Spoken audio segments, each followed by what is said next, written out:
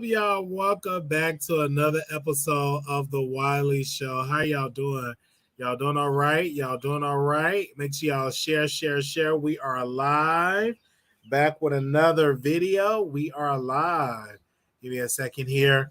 Let me close the door really quickly. We are live. We're live. We are live. Hey. All right. Hey, everybody. Hey.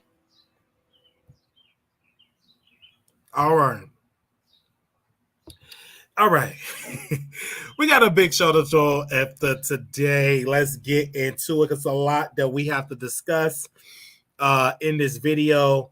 Let's discuss it as well. What's up, everybody, for coming in the chat? We just give y'all another second if y'all can just share this live really quickly. Let me make sure I shared it actually on my channel here, on my Twitter. I'm saying, let me make sure I shared it as well. Okay, I see y'all in here. I see the members in here as well, but we are live. Make sure y'all come on in the building here. We have a lot to discuss. We are definitely here. If you have the first time in the show, all you have to do is thumbs up the video really quickly. Your first time, thumbs up and subscribe. So we want to say thank you, everybody, for coming on the show, and love y'all. This has been such an honor on this beautiful Juneteenth day. Okay, it's a lot that we have to discuss in this particular video. We are grateful to have all of y'all here on today. All right, I'm seeing y'all in the chat showing love. All right, make sure y'all come on in here. We have a lot to discuss in this particular video. Let's get right into the topics. Now, let's first get into this first topic here. Okay, let me make sure I got everything together. I got to get into Diddy. I think that we posted this on our website and about Diddy giving $1 million to Jackson State University.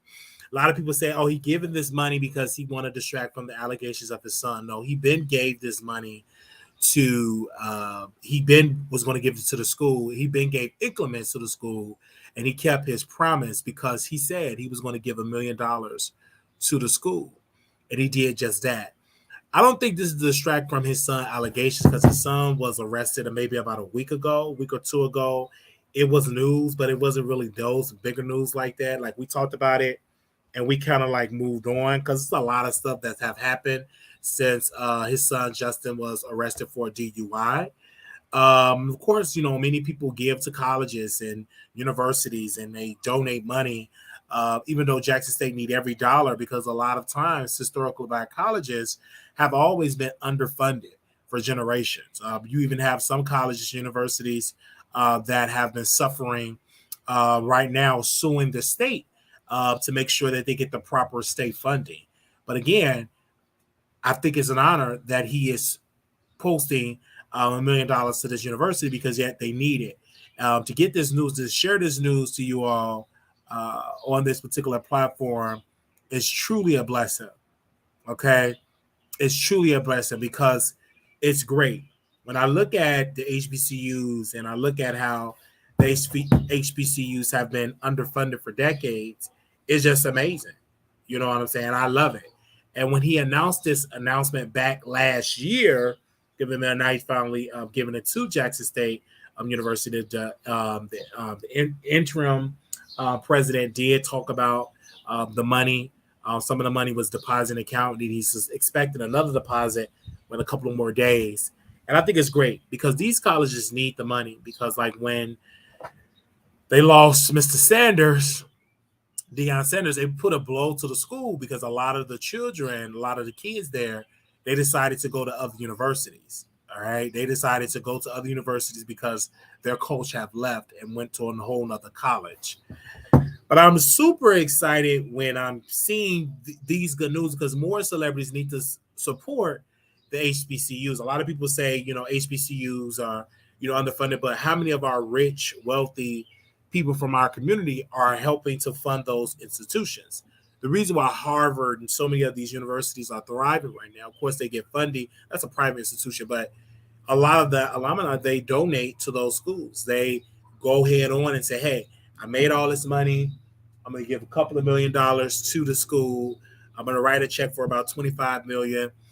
People that pass away, they leave millions to the school. They set up college funds, and Harvard in their war chest, it's probably up in the hundreds of millions of dollars that they can just literally dip into. So that can definitely thrive for HBCUs. But when you look at the numbers on a national level, HBCU funding is at 10%.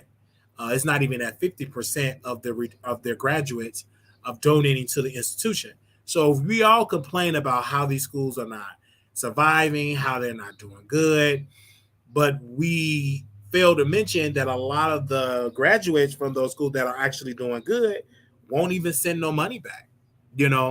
They will show up for homecoming, but a homecoming game, a homecoming dance, but they won't donate any millions of dollars to the institution. So if we want to see our school thrive, the Howard, all the HU Hampton, and Tuskegee University, so many others, Florida A&M. If you want to see more and more historical Black colleges to survive, we must donate to those institutions. That's why we're gonna bring this back on our show. We donated to one institution a month. So we're going to bring that back next month, where we're going to pick a historical Black college, and we're going to donate to our email. And I still get letters in the mail from these institutions that we used to donate to. So we definitely going to bring that back, where we send a contribution to all of these institutions to be like, okay, if everybody send like $20 or $25, I remember one time I sent as much as $100, and I was sending like a month. And so that's great when you do that, because if you want those institutions to survive, you must donate to those institutions.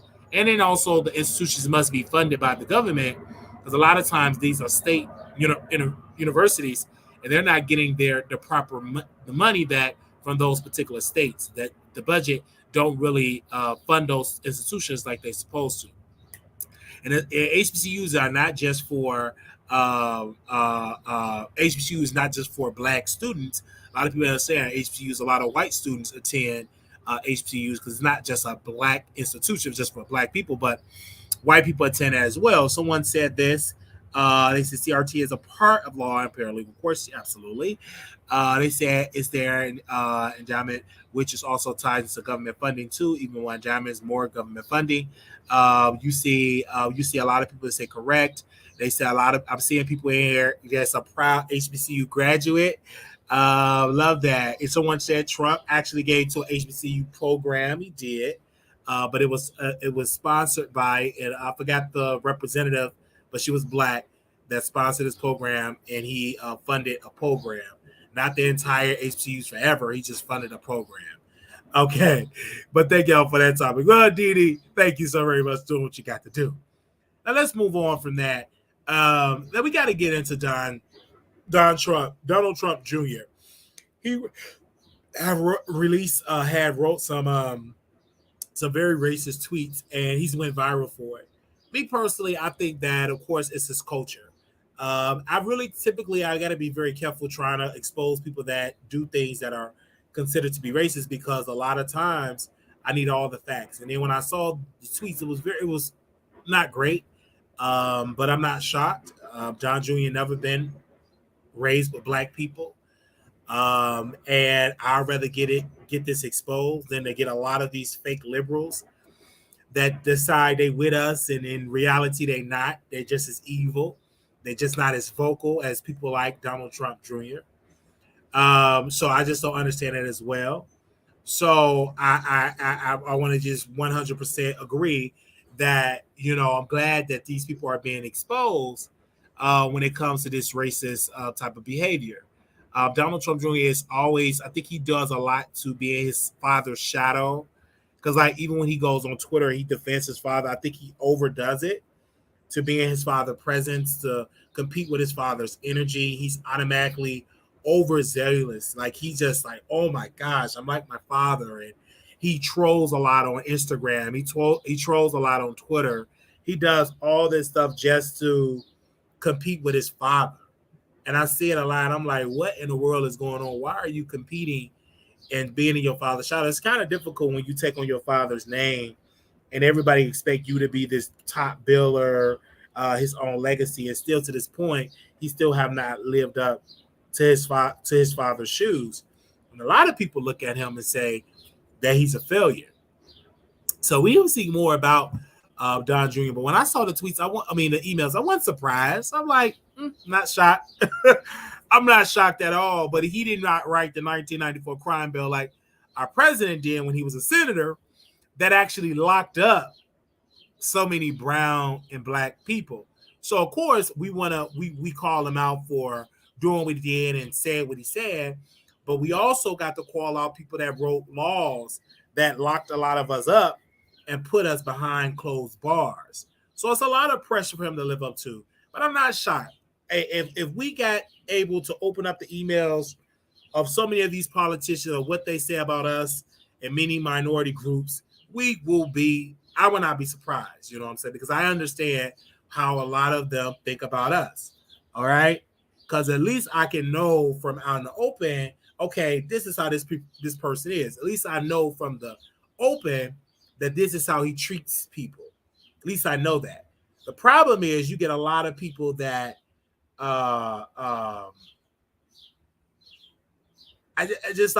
you get a lot of people that pretend to be with us, but then they're just as wicked, and they're more wicked than the open racists because they're privately. They're doing stuff behind the scenes, and they're pretending to be a sheep in wolf clothing. So that's the problem that I get when I look into that. Make sure y'all come on in the room, like the video, because a lot of times we're like, "Oh, did you see the tweets?" I'm like, "Well, it's a whole lot of liberals that are supposed to be an ally to black people, and they're not."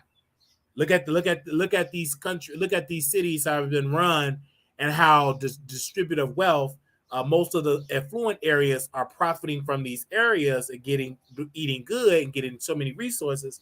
But then the low income areas, they call it the hood, definitely don't get the type of money like they supposed to. And these supposed to be the same type of white liberals that always say, "Hey, we love you, we support you, we're an ally." But when it's time to distribute the funds and actually do the funds, it just is that way. Even when you go back to President Bill Clinton, which he signed the crime bill, the 1994 crime bill, I think it was 1994 crime bill, into law. He signed it. He literally signed that bill into law. But it was written by a senator at the time, Senator Joe Biden. So, Democrats, they paint this picture that they're so woke when it comes to criminal justice reform. Even some Republicans are more into criminal justice reform now. When you look at some of the states that are passing very progressive criminal justice reform bills, more than some of their Democratic counterparts. So that's why I tell people to always look at both sides of the aisle. Don't just judge one particular party off of what it said. Do your research, and you would see that they all struggle with something they all are going through at the end of the day. And I'm just being 1,000% honest. Like, look at both sides, because both sides have their own issues of what they have to deal when it comes to race. Both sides of the aisle can do a better job in actually helping people out. And I'm just being 1,000% honest when it comes to crime, when it comes to funding for the schools, when it comes to all of that type of stuff. You know what I'm saying?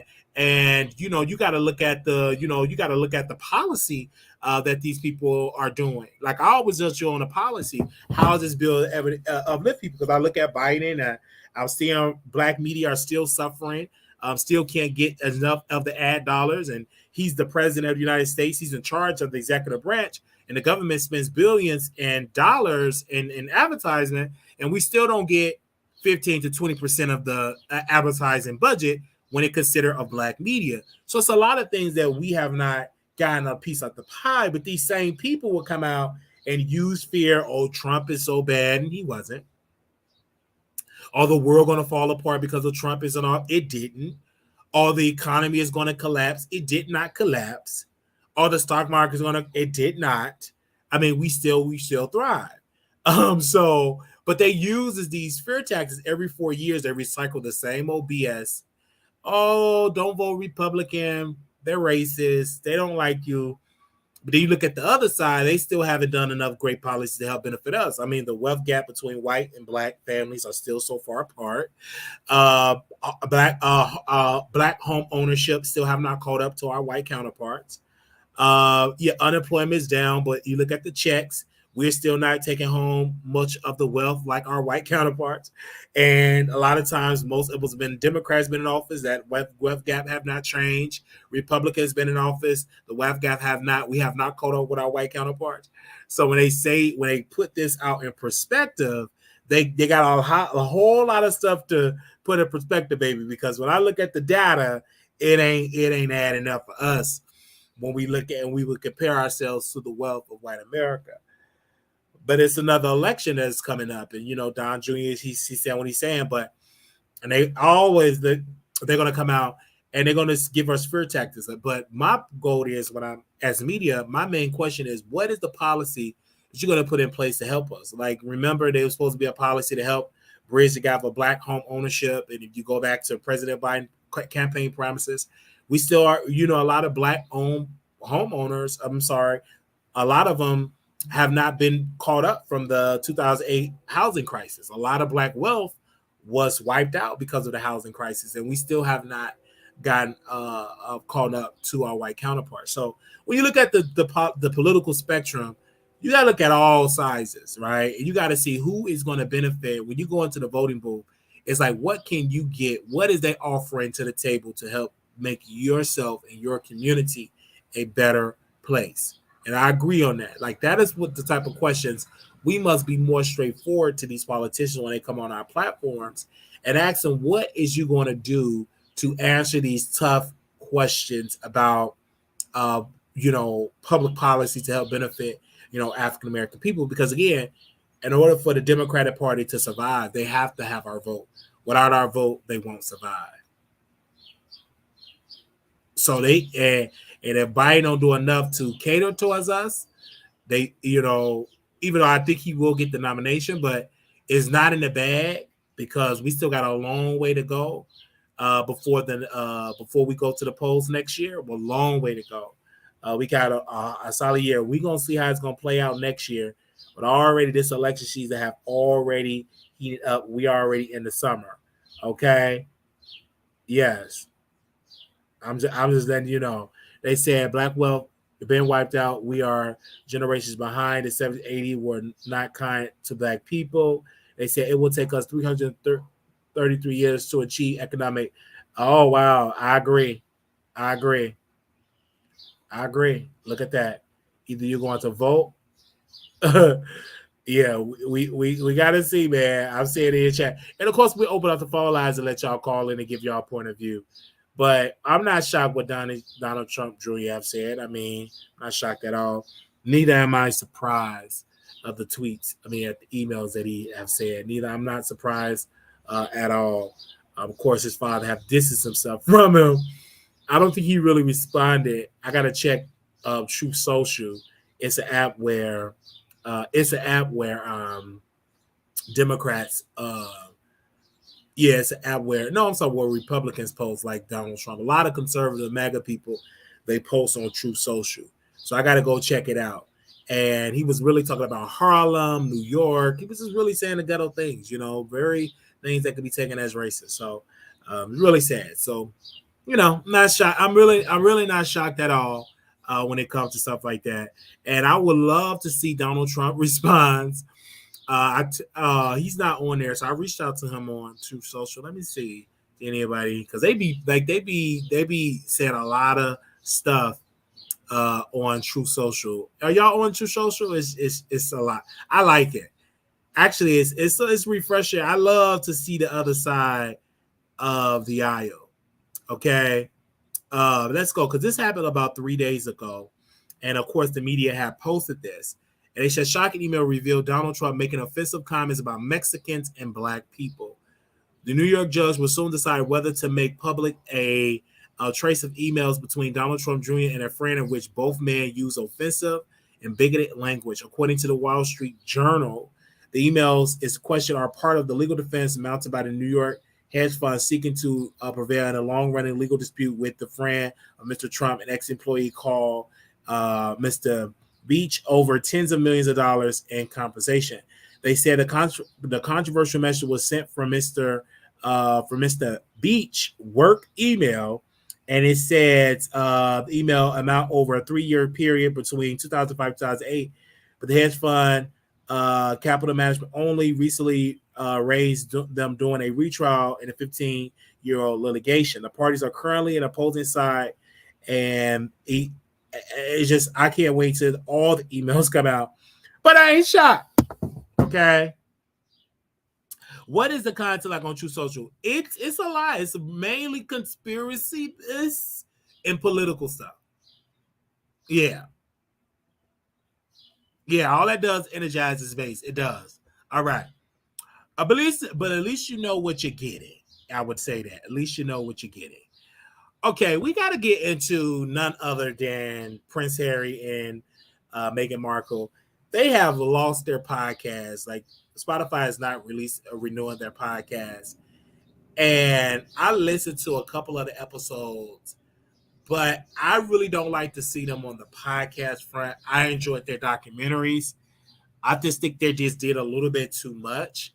I think that podcast probably would have been more successful if they were in the UK, because what made them hot is the tabloids that made people flock to them because they became a victim to the tabloid society. But I think that once they don't being discussed in the UK, a lot of that market don't discuss. In America, our attention span is over. We'll talk about the royal family whenever somebody get married or somebody pass away, we will watch it. But we don't care about the royal family like that. Now, I still haven't even read Prince Harry, his book, okay? Because they're not love in the UK. But I think that more people already would have tuned into the podcast if they would have baited more of the drama of the royal family.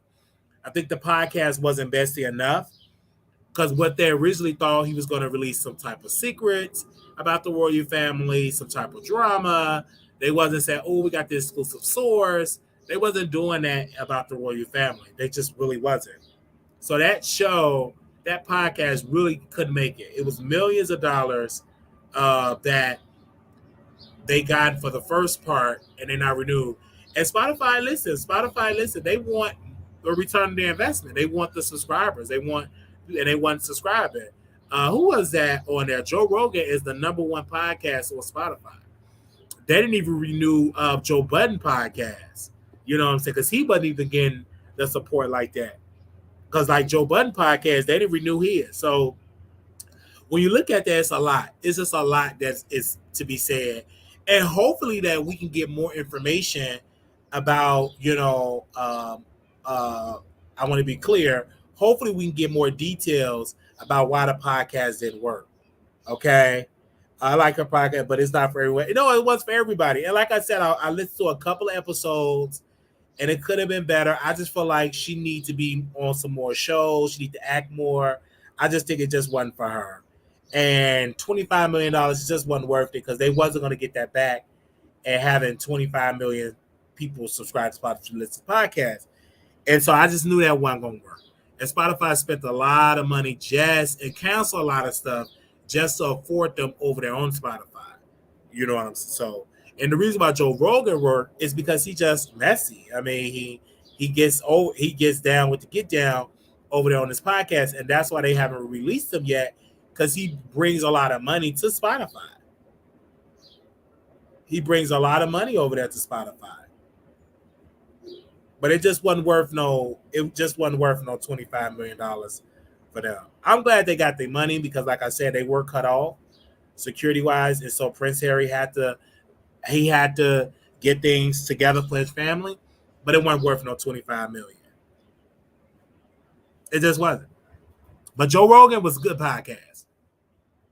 Yeah, Joe Rogan, he definitely did a good podcast. They said they need to give me a podcast. I'll do it for a cool $2 million. Okay, me too.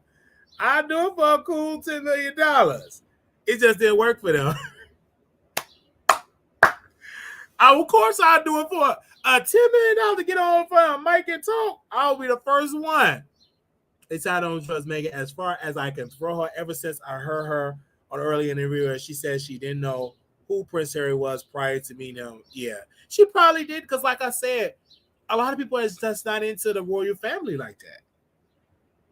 A lot of people are not. Ain't nobody into the only, you know what I'm saying? We ain't into the royal family like that. But we know who these people are, but we're not into the royal family like that. Okay. And they couldn't stand Megan. And a lot of that is because her mother is black. You gotta understand, you're talking about the UK. UK is very racist towards black people. Oh my God. Look how they treat African immigrants over there. They're very disgusting of how they treat black people. Very disgusting. Like, I remember one time somebody had put on a racist dress or racist necklace. Something happened that was very racist. And they had to apologize. They are so racist that it's natural to them.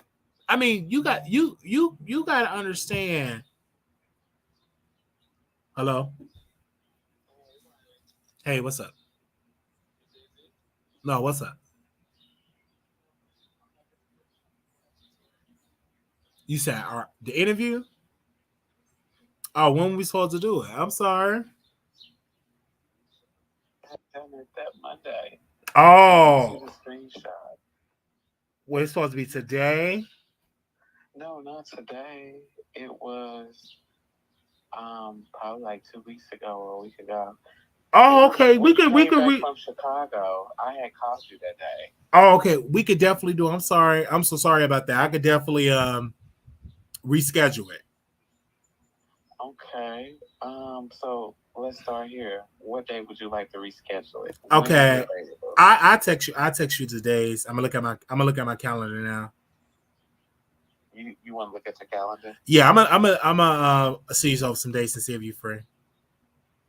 Okay. Do you really want to do the interview? Yeah. Mm-hmm. I just forgot. My apologies. Okay. You think that we can probably do it sometime this week? Yeah. Mm-hmm. I text you. You text me? Yeah.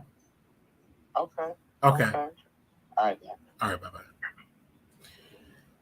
Yeeks. I forgot.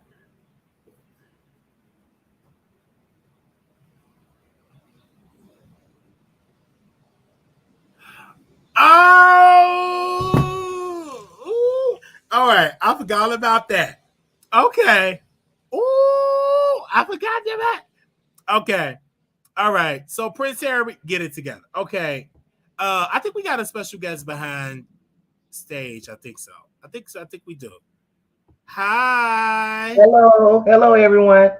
Can you hear me? Yes, I can hear you. Can you hear me? Yes, I can hear you fine. Yes. All right.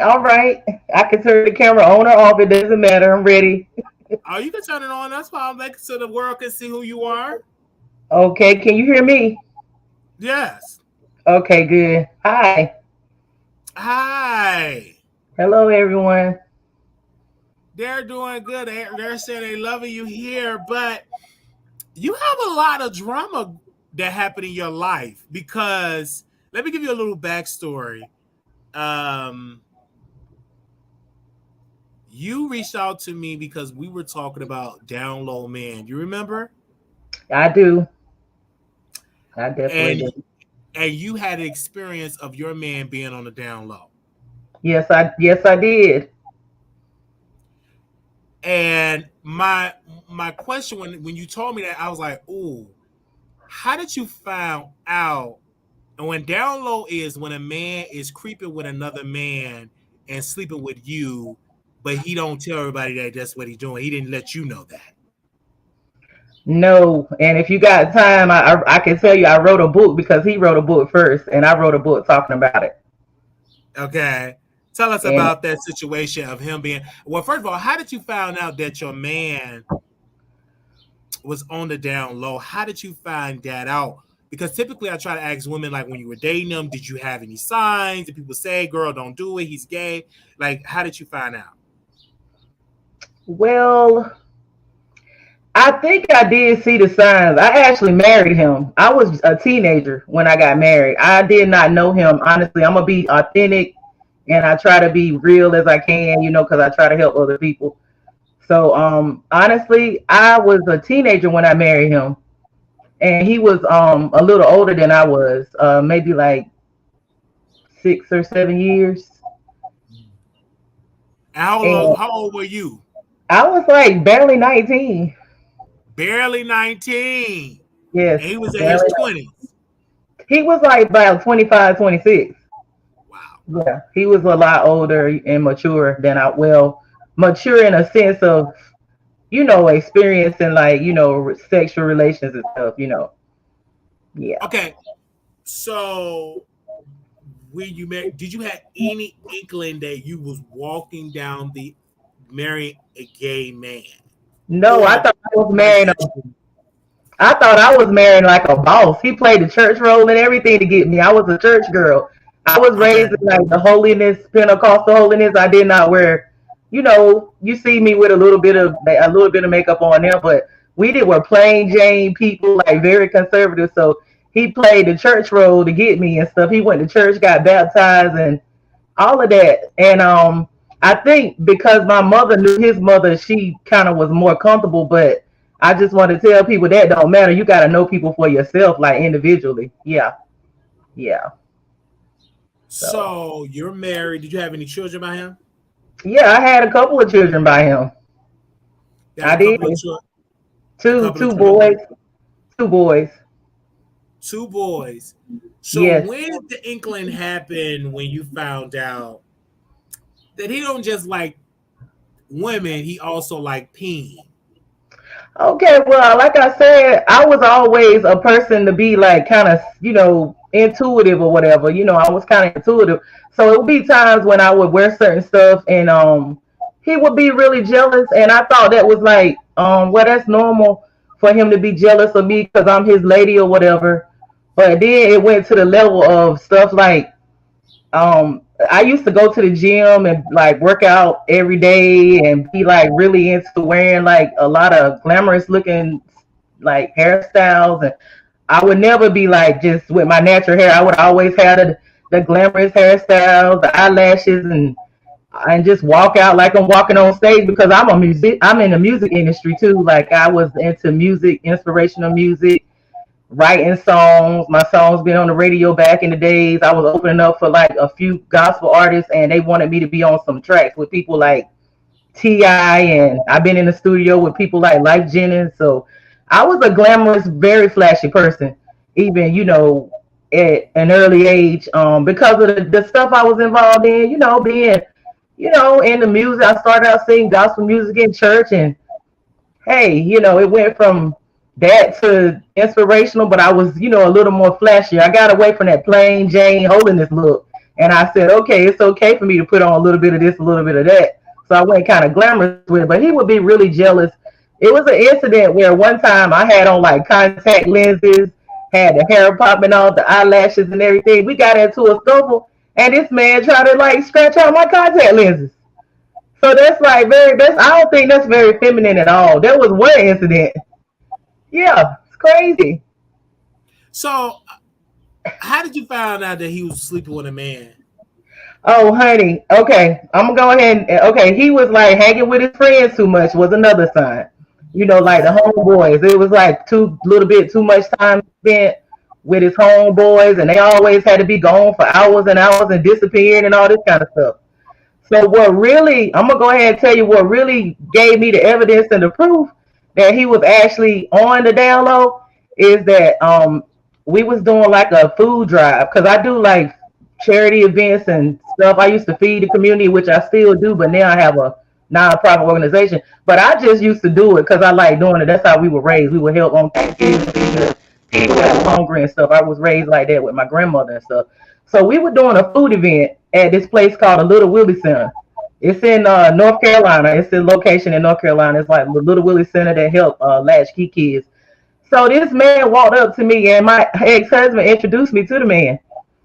Okay, so he was like, "This is my friend," or whatever, blah blah blah. So for some reason, me and the guy was talking, and he was telling me like he knew how to make chili and he knew how to cook too. And I could tell, you know, he was a little feminine acting, but you know, I got family members or whatever that's in the community and friends and stuff. So I don't care. Like I even though I grew up real religious, I don't judge people or whatever because I don't know what's going on in their background or whatever, you know, happened. So I just accept people for face value. So somehow we end up going to the supermarket together to get the ingredients now. He let me go to the store with this guy to get ingredients to make chili because this man was like a top chili maker. So we go back to my house and he shows me like how we standing there. The man is actually showing me how to make chili. And to this day, that's some of the best chili that I had ever a recipe I ever had in my life. That chili so good until when I used to make it for the kids' school, them teachers would fall out. So this man could cook. So we standing there making the chili, and he's like, how long you been with old boy and everything? He was like, how long you been with him? I was like, well, we got married, you know, a few years. This said we had been together like over about 10 years by now. I was like, we got married like several years ago, and you know, I didn't really know him that well before I married him, but my mom knew his mother. They went to school together. He was like, well, I had no idea that he was married. He was like, I had no idea that he had a wife or anything. He said, well, you seem like a really cool lady. Like you really seem like somebody that can you hear me okay? Mm-hmm. He said, you sound like somebody, you know, he might could build with. He was like, but I just didn't know. I was like, why you keep telling me you just don't know? Like, what's up? I'm not going to be like on some, I want to get all the tea. Like even back then, I want to know, I want to know everything that I need to know so I can, digest it or whatever. So this man tells me that, he said that your husband is living a double life. He just came out with it like that. He was like, he's living a double life. I was like, well, what do you mean he's living a double life? He said, well, I've been sleeping with your husband and I know how your house looked that you used to live in. So, I got to get all the details. I'm not just going to take something for like, okay, I wanted him to describe my bedroom.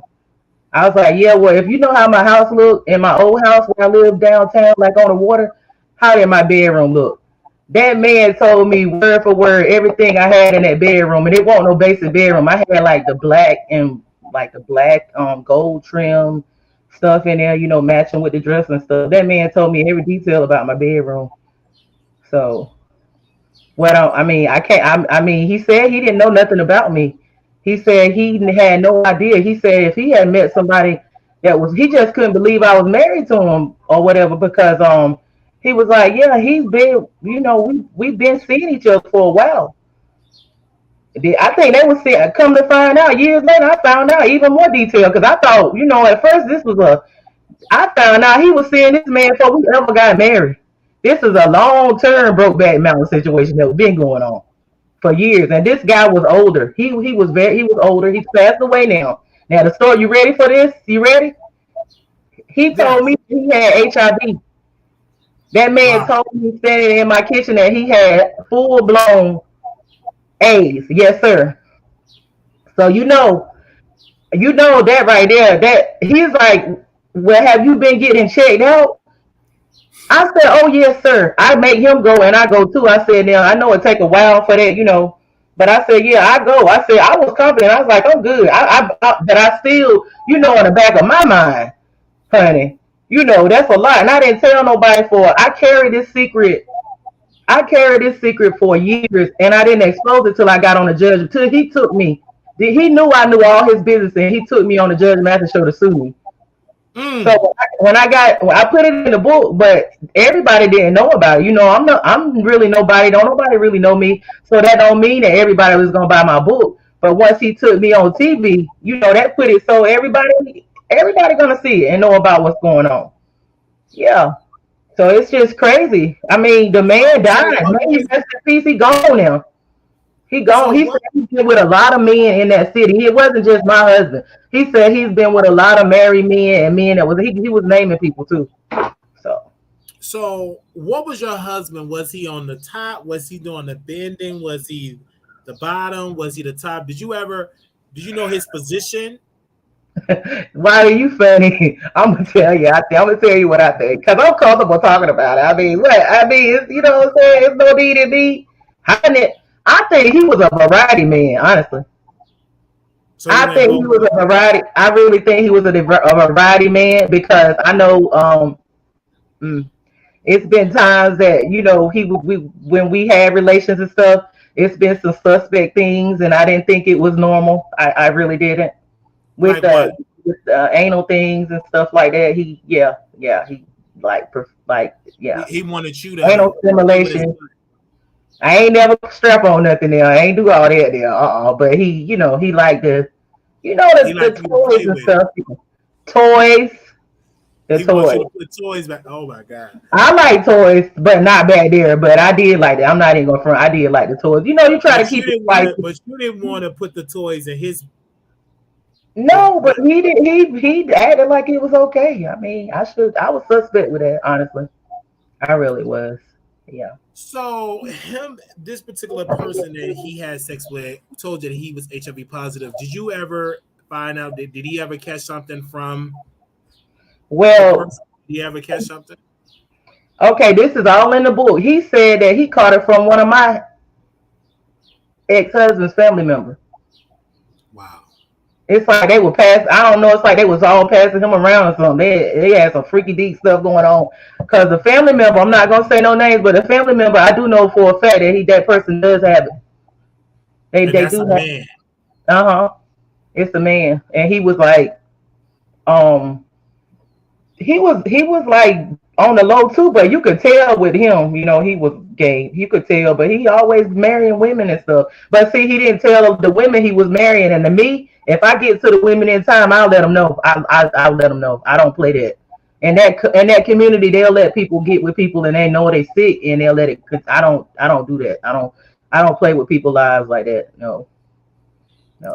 So when you came out publicly and wrote this book, what was the response? Were people telling you more stories? Did you find out he was dealing with more guys outside of your cousin? I mean, outside of your family member and outside of No, he wasn't dealing with my family member. He was dealing with the man that exposed him was dealing with he said a couple of his family members. his family member. So did anybody Hmm. else come with you with any allegations that your husband was sleeping with them as well? Oh man, are you ready? I'm ready.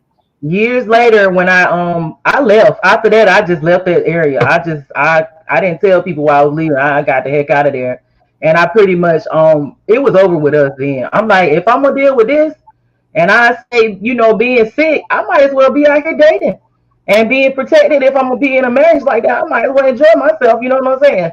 So I just was like, it's over. I only told like my pastor, and I think my mom knew about it, but she don't handle the stuff well at all. She don't handle stuff like that well at all. So I found out years down the road that some of his friends that he was like hanging with during the time we was married, they was having relationships and stuff.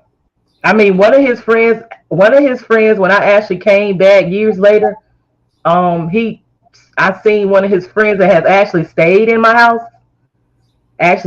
house, and they spent a lot of time together or whatever. He said, I bet you it's something you don't know about your husband. And I said, I bet you it is something I know. Have you been under a rock? Because I know what you're gonna tell me, but I already know. I said I already know, and I wrote a book about it. So it's nothing you could tell me. He thought he was gonna. I guess he don't look at stuff or know what's going on with it, what's going on with TV back then, the Judge Mathis show. I said, I've been on the Judge Mathis show. I already exposed him. So you're not telling me nothing new, and I could tell by how you was acting that you was one of the one that's suspect too. Yeah. So So you never caught your husband in the act with another man. no, I probably couldn't handle that. I mean, I'm not that at that time my temper was not that good. I didn't have as much self control as I had now. I'm really surprised that I survived to be a free woman to be able to talk to you today because I really did. I ain't gonna sit here and incriminate myself, but he was not safe at all. Once I found out that information, that's why people need to tell people the truth because my kids could have been without a mother and a father because it was times when I actually just I blinked out And I don't, and during that time, I don't remember what I did. Like, I just don't remember.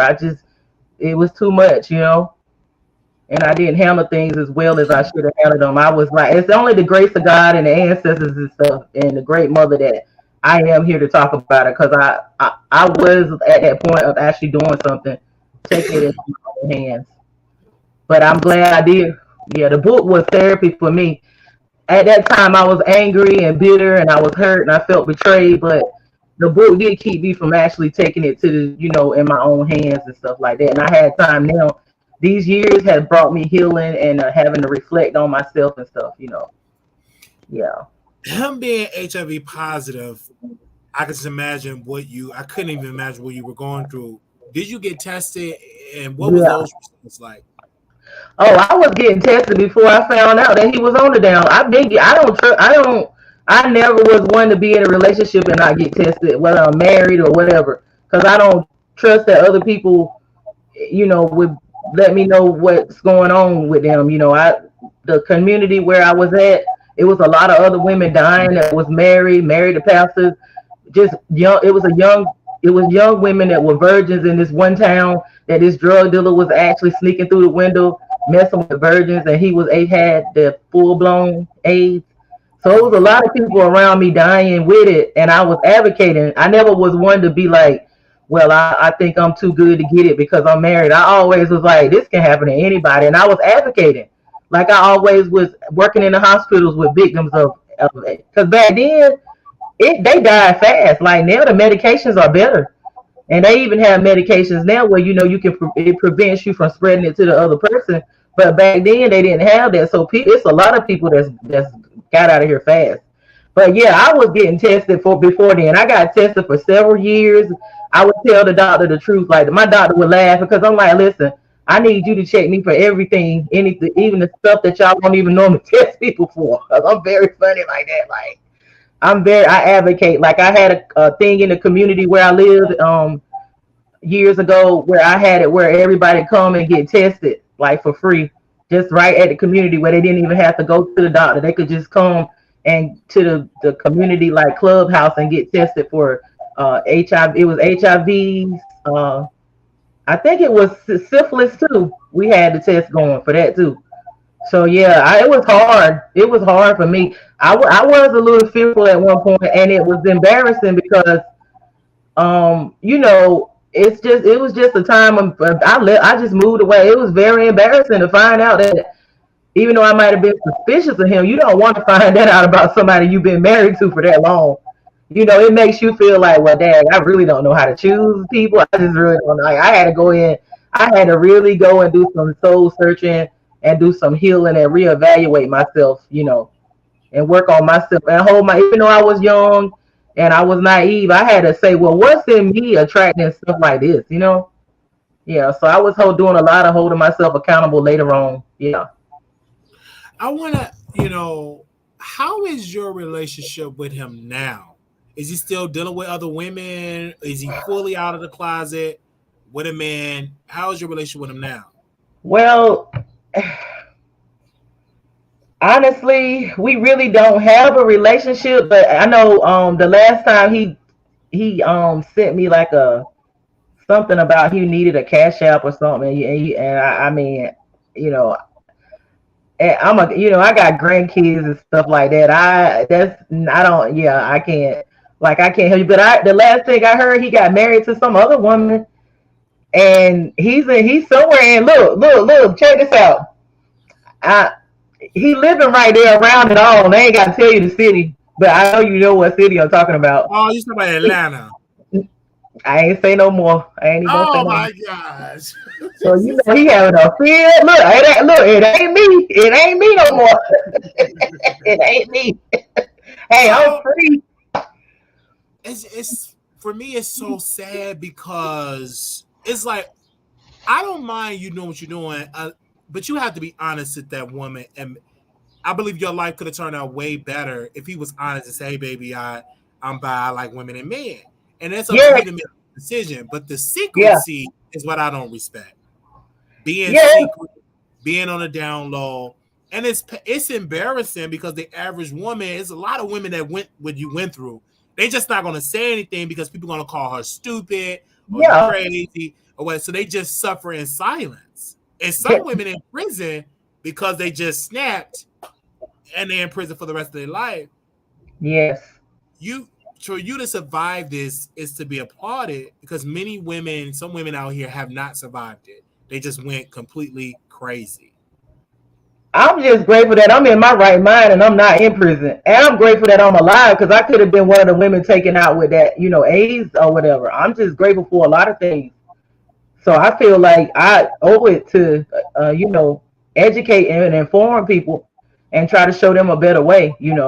I just try to, live my life as in service of making it so the other generations won't make the same mistakes that I made.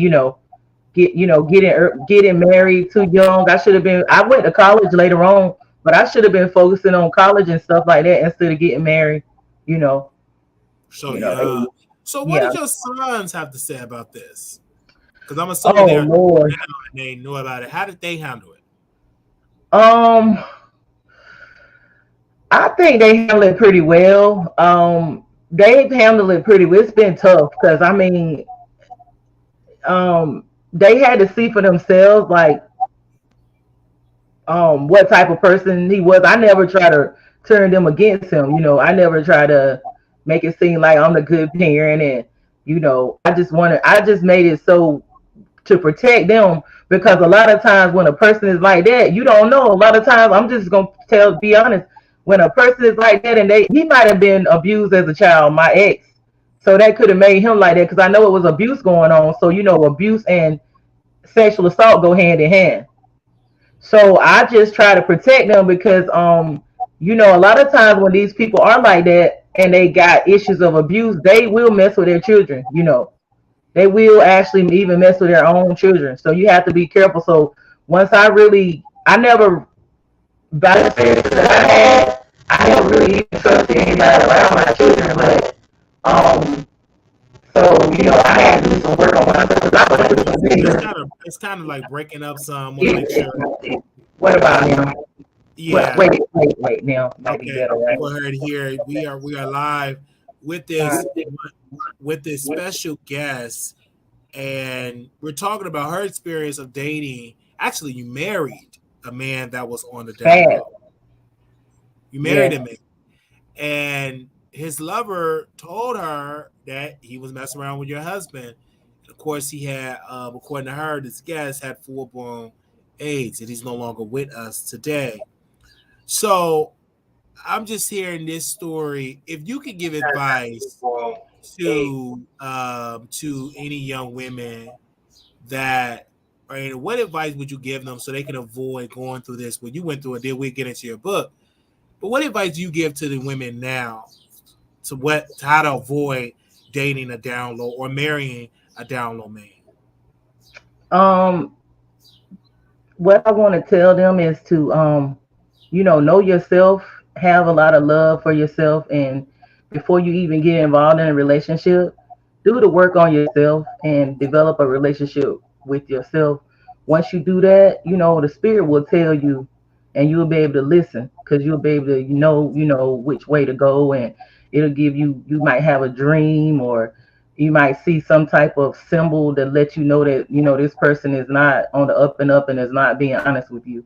Don't look at the outside because if you look at if they got money, like they'll tell you to go for the money or go for the clout or whatever. It's a lot of guys that's nice looking. Like I basically always dated like macho guys. Like these are football player type guys I'm talking about. They're not no feminine acting guys.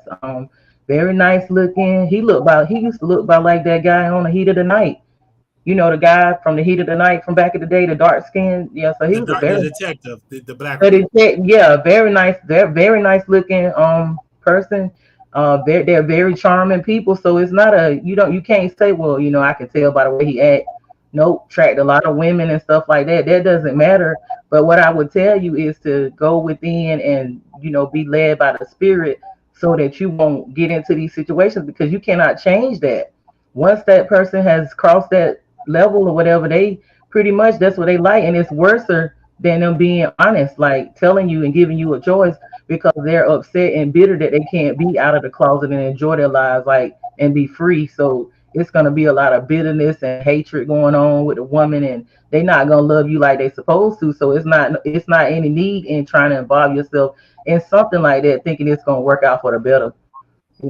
So I wouldn't want you to be embarrassing because me, a lot of people couldn't have took what I took. I really don't, I care, but I really don't care what people think about me because I'm a person that's always been like a type of person to think out of the box, and I'm mostly like in my own lane. But you don't even have to go through stuff like that. And it's a lot of guys. You'd be surprised, isn't it, Wally?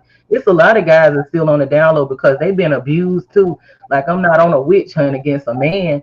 They've been abused and they have issues with their sexuality and sexual identity. So that's what I came to realize. It, Like, it's definitely that way because, like I said, I have a friend. Of course, he molested my sister and he got married the second time. So, and he's right, on the down low, and it never could work. His relationship never worked because he's living a lifestyle that is a false identity. It's false. It's built on a lie. And it's sad because, a lot of times he moved from Chicago, moved to Virginia. Those women don't know the lifestyle that he left from. that's And why they most move. women, they're so quick to get there. They don't really do the proper in-depth research. They thought he's good looking. He's very masculine. He's not feminine. Waves, good looking, but he have a very demonic life that he done. He used to Yeah, touch on girls. And so, multiple people have said it, including my sister's friends in the church. So, and he's in the church. You can't beat him shouting. You can't beat him preaching. And my heart break for the women, this first wife and also his second wife, especially his first wife, because they never could get it on like that. And she thought it was something wrong with her. But no, you had a man that was literally used to being with men. And I'm assuming that he probably thought, oh, I'm going to get married. I can get delivered. Like, it ain't going to work like that because mm, no. mm-mm. And it's best to be honest to that female and let her know, like, hey, this is what I am. This is what I like to do. It's really, really sad because it's a lot of down low brothers out here. Like, I had sexual Yeah. relations with a down low preacher. He was down low, was married. I could smell the wife perfume. I was in their bed. So, this stuff is going on, but you can't beat them preaching. You can't beat them. And these people, they are doing it and they're not wearing any condoms. No, they don't. They don't. And they don't They wear don't. condoms. And then they coming home to you, and then you wonder why your pH level and everything off with you, because he out here doing some very nasty things with other men. My thing is that I don't have a problem with that as long as you're being honest with your wife, and with your children's mother. And don't even waste our time because it's heartbreaking. Like, you gotta start over because then you blame you.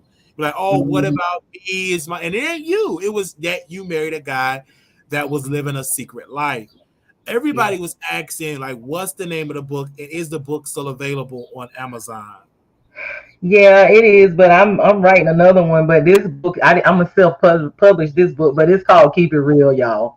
Yeah, it's not very expensive either, and I mean, I'm telling you this because, like I said, I'm not gonna make any money from it, but I make money when I sell it myself and get it from the company. But it's called Keep It Real.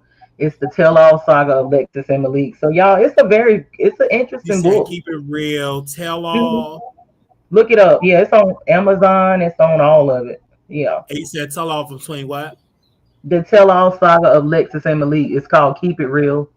Kashaya Carr, Keep It Real. Okay, You keep can it look it real. up right now. Yes. So That's I it. see it right now. It said keep it real to tell us Lexa and Malik. Did I say it right? Uh-huh. That's what he called me. So I call myself Lexus because he called me Lexus in his book. So And it's and you guys only $3.99 on it's cheap. Kindle. So I'm Mhm. gonna drop the link in the comments. You guys, give me a quick second. I'm gonna drop the link in the comments so you all can definitely see the book, and I'm gonna pin it as well. Hold on one second. You know what? It's a big it's a big thing. So what I'm gonna do is I'm gonna post it so y'all can see it on the screen because it ain't letting me pin it because it's such a huge Let me see. Wow. I'm a screen share it so y'all can see it right now. Okay, I got it right here. All right, so y'all can see it. Give me a second. I'm gonna screen share this so you all can see it. You all can definitely buy it as well. And yeah, because we were just talking about Down Low Man, and she reached out to us.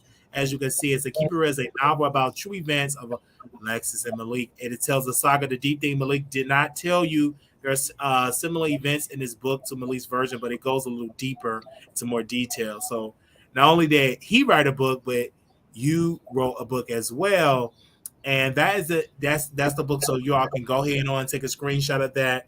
Go get it right now. It's just something, and it's really something. It's just really something. But thank you so very much for sharing the story, because we were just I was just talking to my audience, and you sent me an email regarding you on Down Low. That your husband, your ex-husband, sorry, was on the Down Low. Right. And I want to ask you this really quickly. Has it been other women that reached out to you that dealt with similar situation like yourself, that had a Down Low man? Yes, especially in the area where, we were from. It's a lot of that going on. Wow. They don't really like women like that. Like, they are very cruel and very, very, and it's not that they don't have it's not just the people in Hollywood that have money. It's people that don't have a lot of money that's into this stuff. It's been going on for a while. It's something that needs to be talked about. Like, more than likely, if you get with a man now, you gotta look at the fact that he may be involved with another man. It's not the women that you gotta think about now, It's like they don't really like us like that no more for a while. So, It's so sad, because you're competing with men and women. And how can you compete with a man? I don't understand how a woman can compete with. You can't. I thought about it. It's like, I don't have that equipment, so you can't. It's another situation that was on Facebook, and which is dangerous, but she did anyway. There's a lady on my Facebook friend list. She exposed her man for sleeping with a trans woman. Post a man picture, shows her baby daddy. But this is so common. I'm just speaking for in the Black community, because we Black. Preach. It is so sad, because you wasted so much time, and then they move on, and then now he's married another woman, and I don't think he probably did, but I don't think he told her, "Hey, baby, I like men." She think I'm the bad guy. I'm the bad person. I'm the I'm the one for him. That's what they think. I say, and hopefully that he changed from his ways and stop living a secret life and be honest with her. I highly doubt it. He's gonna do the same thing to her. I wish the best for him, though. I have actually come to a place of people like, how can you forgive somebody for doing something like that to you?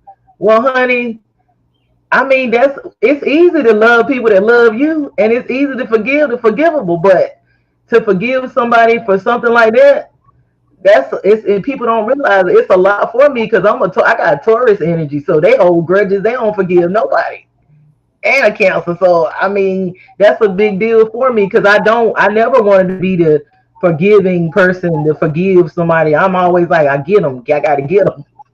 That's I want to ask my last question. How do you continue dating? Because I would think that you would be afraid of going back on the dating market. Are you single now, or in a relationship, or did you get remarried? What about your dating? No, honey, I don't know if I'll ever get that. After that experience, it would be tough for me to get remarried. And I have been living a life of celibacy for a while. I have, and it hasn't been easy in the beginning. I'm not going to sit here and tell anybody that it was easy for me to live a life of celibacy. I had to do a lot of discipline and get out of the lower chakras and the lower self, like the beast thinking. Because when we think about sex, we think about it as like, oh, it feels good and a few minutes of pleasure. But really, when you combine your energy with somebody else, you're creating something.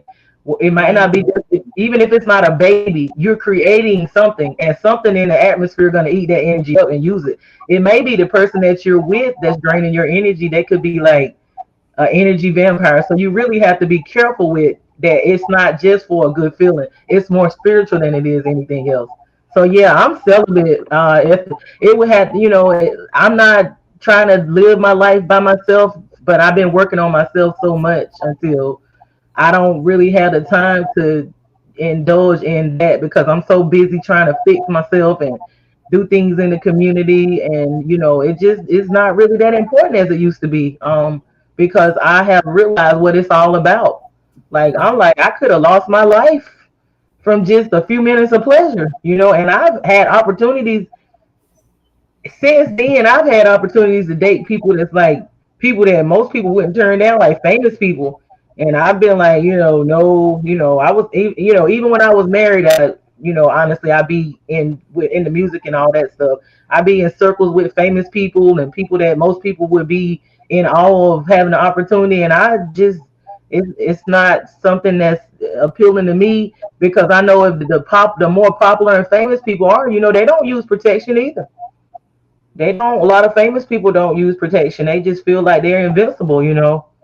And my life is very valuable to me. So yeah, I wouldn't mind dating somebody, but it just seems like most people that you come across are caught up into lust, and they want to. That to me, they want to get it on too fast these days. If you meet them online, they ready to jump into bed, and I'm like, we haven't even looked at our health records or none of that. Like you know what I'm saying? They ready to get it on a little too fast, these days. So I just be chilling.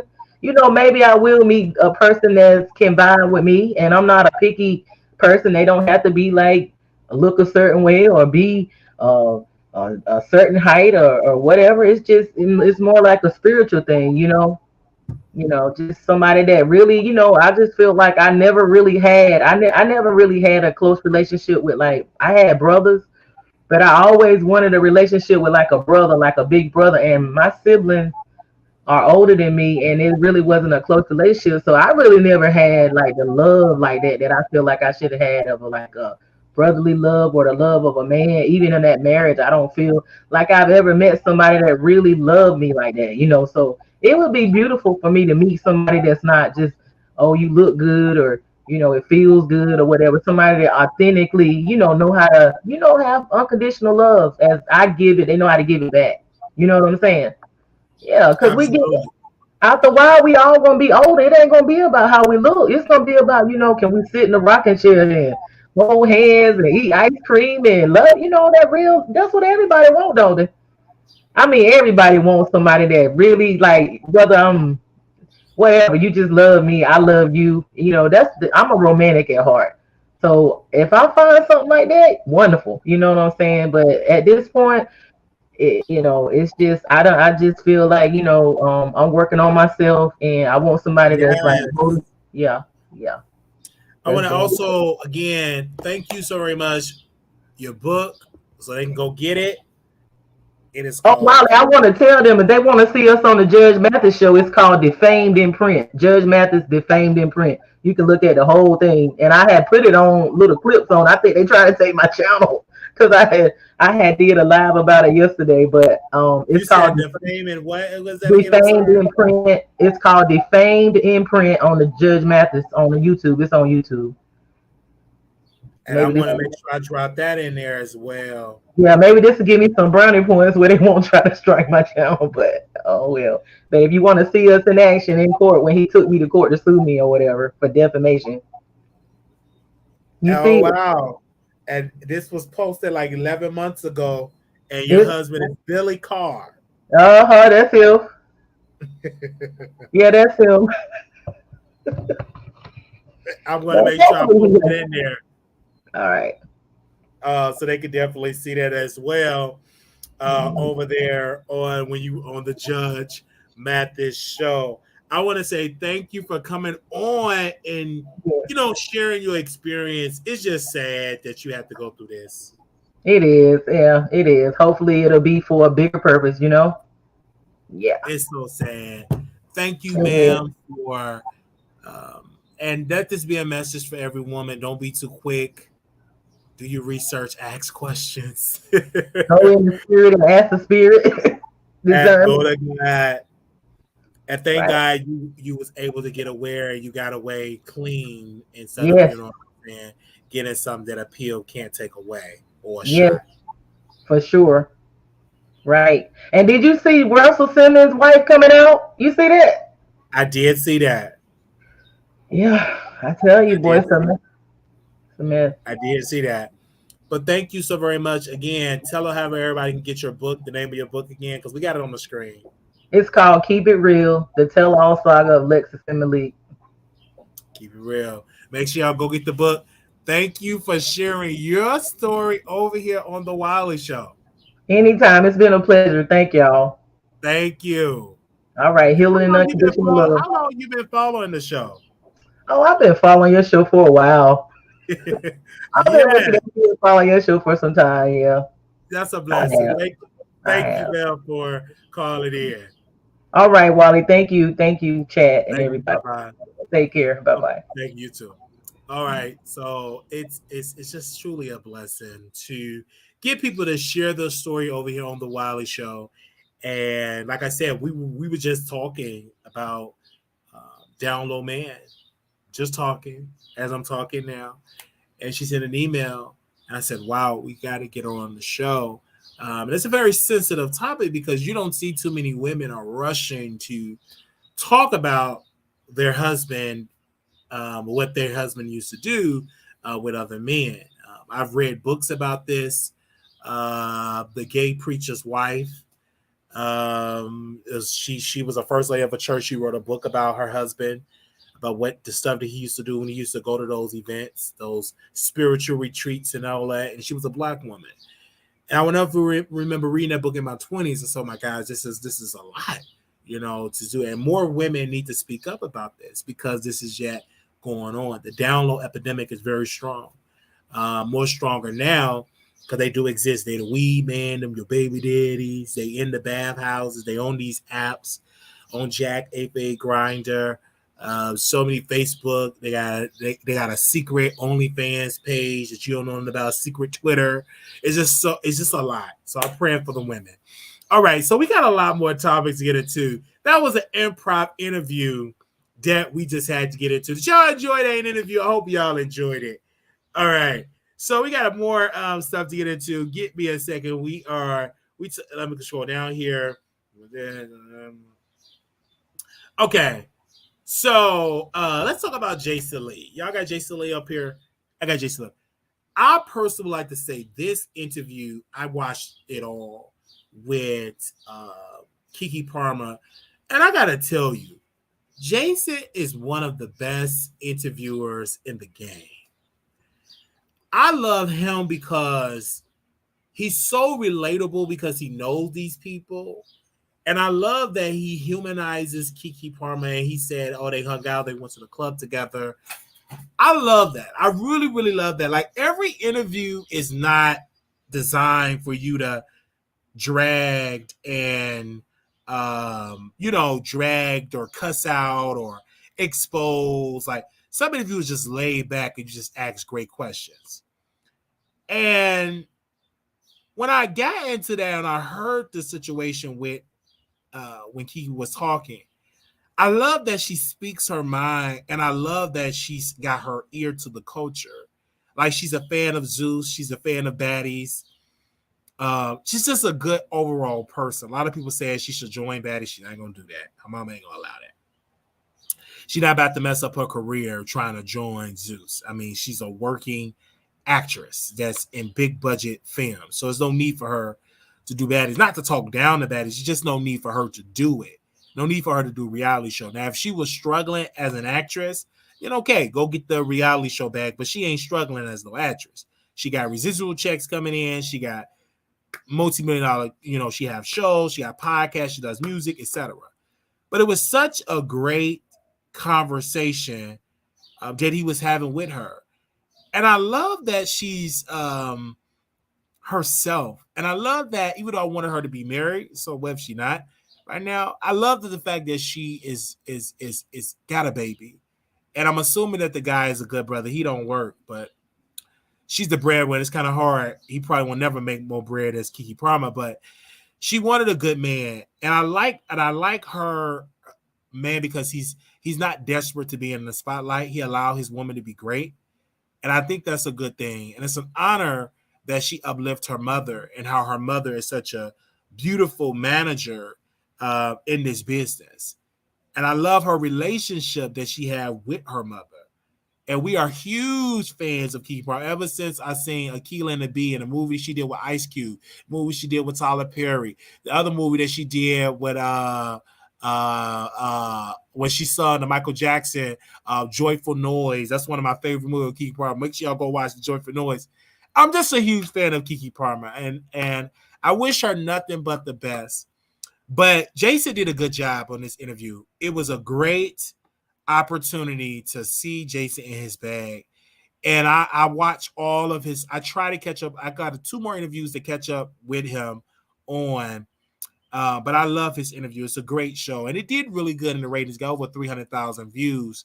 So people are into KeKe Palmer. And I love that she reached back to the YouTubers and she does shows with them. And she does shows with Terrell's show as well. It's just amazing. You can really tell that she was raised right. Of course, there was so many disaster stories about Disney kids and about what they went through and about these Disney children. But, you know, she wasn't one of the ones that had to go through that. And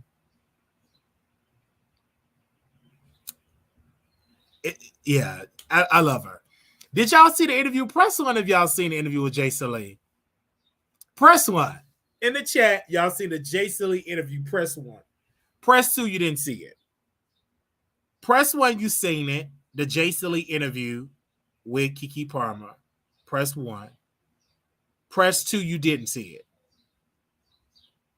All right. Let's see your headspace. Press 1, you watched it. Press 2, you did not see it. If you didn't see it, make sure y'all go check it out. Press 1, you watched it. Press 2, you didn't see it. Press 1, you watched it. Press 2, you didn't see it. Make sure y'all plan on seeing it. Yeah, it was good. It was good. It was good. It was good. And a lot of people, I'm a fan of like YouTubers, man. I'm a fan of YouTubers. I'm a fan of like media people, period. So it was a good show. And I just had to talk about it. It was nice talking to Jason about it. And I told Jason privately, I said that people have this perception about you, but they can't deny your work and your resume. Your resume speaks for itself. Your work speaks for yourself. Offering jobs to people is just truly amazing. So people can call you a colorist, a racist, all type of stuff they can call you. But they can't deny your impact that you have in this entertainment industry. That was a beautiful conversation I had with Jason. Can't deny the energy that you're putting on this. It's many different people that try to do this entertainment hosting talk show and flopped. Jason is a success story. And I love the fact on this particular show, it did well. I congratulated him because many people didn't want me to talk about him. And I said, Jason, I have my own mind. And I tell him flat out on his phone that I'm going to always keep it real. And I may get out of order, but I'm not a malicious type of person. I love what you do in this space. And I apologize for where I went wrong. And I apologize for dragging him, for not coming on the show, for not promoting his book on my show. And I said I was impatient. I was a very impatient person. And of course, he forgave me. And so it's just a really, really good guy. I'm not doing this to get invited to his party, so I'm not a party person. They just had a beautiful event in Dallas, Juneteenth, and I didn't go to that because I'm not a party person. I'm more low key, not a party person. But I love that brother offered great entertainment on the internet. I love it. And it was just awesome. And I told him, I said, the Wiley Show people love you. Like, that's one thing I could say. Majority of my audience, they love when I talk about Jason Lee. And he's doing, as a black host, the guy delivers. He should be on the list, the number one list of the most culturally innovative people in the planet. And I love that. I love that about that brother. And I'm so glad that we were able to have dialogue, a very private conversation. And the only reason why I'm sharing it, because, you know, I want to share this, my show. And I'm sharing it because I want people to know that I do talk to people. And it's such an honor getting on the phone. I'm kind of nervous. Got a little butterflies talking about him because he's a legend. And being a legend, someone that you are a fan of, you get butterflies. And I love that. And so I had a beautiful, I do want to thank the producer that connected us for that beautiful 30-minute conversation. And hopefully this is the first of many conversations. And that we have. I don't have his personal number. This is a connection. And it's going to be the first. At least the door is open of the conversation. And we're going to make sure that we're going to get him on our show. And I'm kind of blushing right now because he's a legend. He's really a legend. And we want our brother on our show. And I don't have his personal number. He wouldn't give me the personal number, and that's fine because we're not friends. This is a business. But we're going to try, like I said, we're going to try really hard to get him on our show. And we're going to try really hard to have an in-depth conversation with Brother Jason Lee. He's one of the greatest entertainers ever. And I love that. I love that he is so great. And we had our moments, you know, we had our moments, but I love that I still have his book, right, Paul? We still have his book in our personal library stash. We still have his book. And I love that. I just love him. Like we have his book in our personal library stash. And he's such a good guy. I had a phone call with him and I was talking to a legend. I'm literally talking to a legend. Out of all the things, I'm talking to a legend. And it was just amazing. In the future, we're going to talk more about his shows because, like I said, it's not too many people, YouTubers that I watch. I used to watch a lot of YouTubers. I don't do it anymore. But I watch Jason because I don't just look at him as a YouTuber. I look at him as Oprah. I look at him as Gayle King, as The Breakfast Club, as a entertainment mainstream type of show. And when I saw him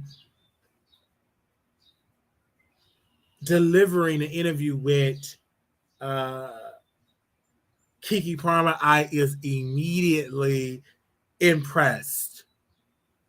Impressed to the point that I felt that I was watching a professor, a king, a legend in this business.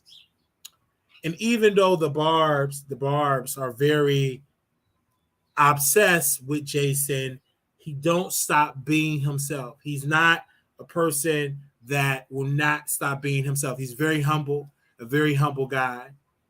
And I love that he keeps it real from the heart.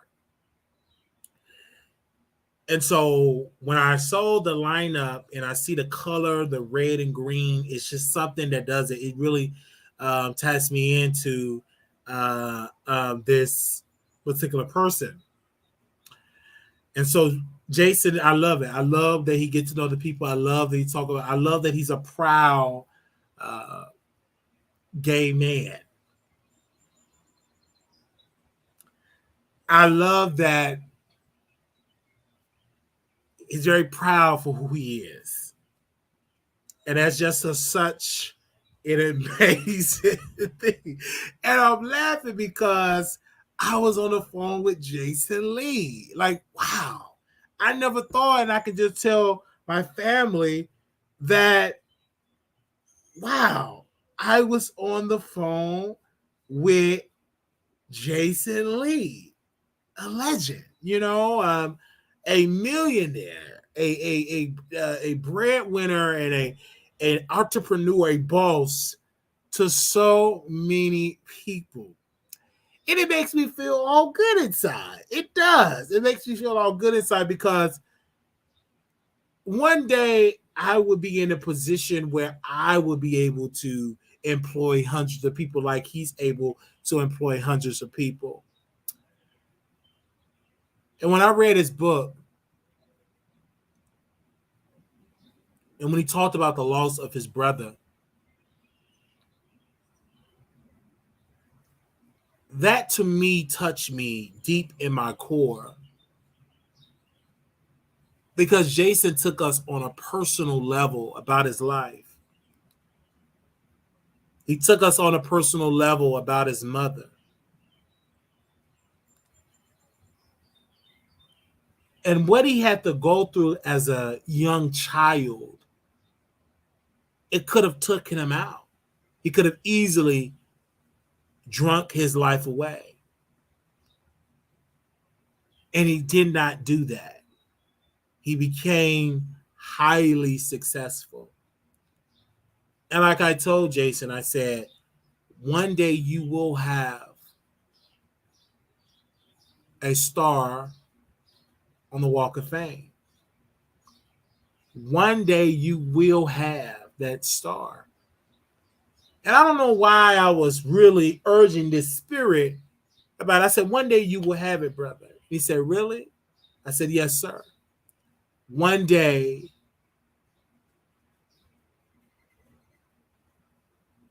you will have that star. And when I got off the phone, I sat in this area and I got a little emotional. And when I got that emotion, I said, wow. I'm on the journey of meeting powerful people. I never thought this little black child, now I'm a grown man, is able to talk to powerful brokers in this industry. I never would have thought that little old me, I'm obese, but it just amazes me that I was going to be able to be on that phone with such a guy, because it's not too many people that I have dragged and we made up in peace. We made up in peace. And while we made up in peace, it was it was like I was talking to my oldest brother. I was talking to my brother. And it was such a heartwarming sensation that ran through the veins of my body. And after that conversation in my clothes, and I'm going to the next topic, I had a conversation with the ancestors. And then when the conversation with the ancestors, they all have told me, from all the ancestors, from Rosa Parks, Emmett Till, Dr. King, Malcolm X, all of the greats, that you're on the right journey. And I was able to sleep very well. And I didn't really want to share this publicly because Jason is a very controversial figure to certain people. And so saying that, I knew that I was going to get some resistance from you guys. But I didn't worry about that. I've been to the mountaintop of the spirit of I'm on my journey.